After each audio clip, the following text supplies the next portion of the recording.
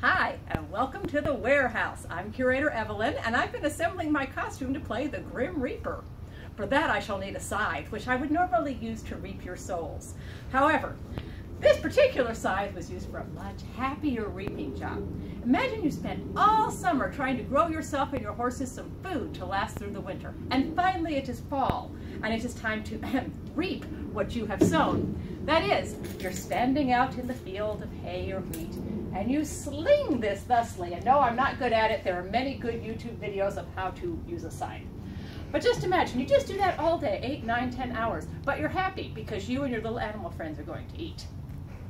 Now this particular scythe wouldn't do you much good these days because it's very rusty. As we all know, rust happens when iron comes in contact with moisture. And you want things like this to be made of iron because it's tough enough to make a good tool or weapon.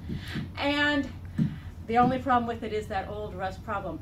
How many things do you know that could last 150 years without getting water on them?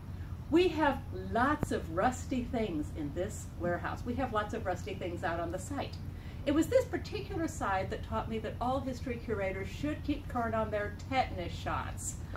About 10 years ago, I was carrying this very scythe through the warehouse when it viciously attacked my leg. The scar remains to this day. And my first thought was my mother always talked about how rusty things would give you tetanus, which was lockjaw. And she said, then you'd starve to death because you couldn't move your mouth anymore. And you may think that'd be a good thing for me to not be able to move my mouth.